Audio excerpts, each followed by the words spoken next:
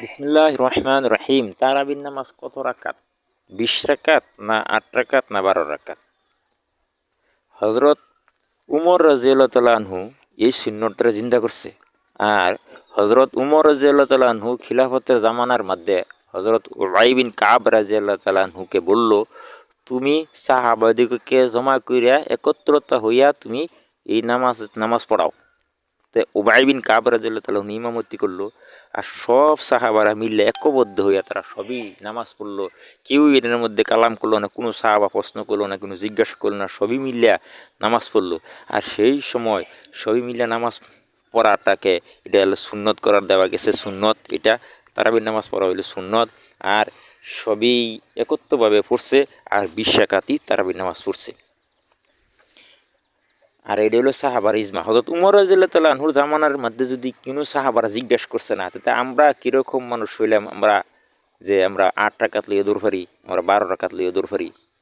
কারণ এটা হলো ইবাদতের কথা। আর রমজান মাস নফল নামাজ পড়া, সুন্নত নামাজ পড়া, অন্য মাসের ফরজ পড়ার আল্লাহ তাআলা সওয়াব দিব। এটার মধ্যে বহুত ফজিলত।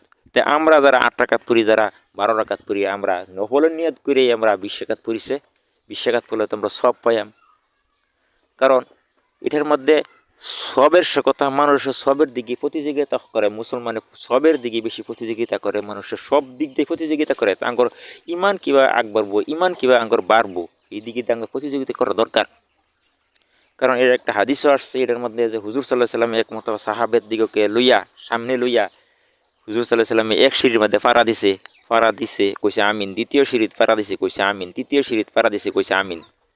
তো এক সিঁড়ির মেম্বর ফাড়া দিছে আমিন বললো। সাহাবারা জিজ্ঞেস করলো, হুজুর আপনিও বললেন আমিন, আমরা বললাম আমিন, কি কথা বুঝলাম না। হুজুর সাল্লাহ সাল্লাম বললো, এখন জিবরাইল আমিন আসছিল, জিবরাইল আসিয়া বলিয়া গেল যে নাকি রমজান মাস পাইয়া হ্যাঁ রমজান মাসে রোজা রাখিয়া, রমজান মাসে ইবাদত করিয়া, নফল নামাজ না পড়িয়া ইবাদত করিয়া যদি হ্যাঁ না আগগুলো তার গুনাহ মাফ না করার হইল, তাহলে হ্যাঁ হালাক হোক। আর যে নাকি বুড়া মা বাপ পাইয়া হ্যাঁ মা বাপরে পাইয়া হ্যাঁ নাকি খিদমত করিয়া তার হ্যাঁ বেহেস্তে বেশি না হইল, তেও হালাক হোক। যে নাকি আমার নাম শুনিয়া দুরূদ শরীফ না পড়ছে হেও হালাক হোক। তে আমরা এটা একটা ঈদের হাদিস। তা আমরা যারা নাকি রোজা রাখি না, আমরা তো জানি রোজা আঙ্গর ফরজ করা হয়েছে। আর 12 মাসের মধ্যে আল্লাহ তাআলা একটা মাস খালি রোজা রাখবার আল্লাহ তাআলা হুকুম দিছে। তো একটা মাস আমরা রোজা রেখে আল্লাহর ইবাদত করে আমরা নিজের ব্যালেন্স বাড়াইবার আমরা চেষ্টা করতাম। তে আল্লাহ তাআলা সবাই দিগকে আমাদিগকে রোজা ও তারাবি ও সেহরি ইফতারি শুদ্ধভাবে করবার তৌফিক দিক, সমস্ত বেজাল আজাল থেকে হেফাজত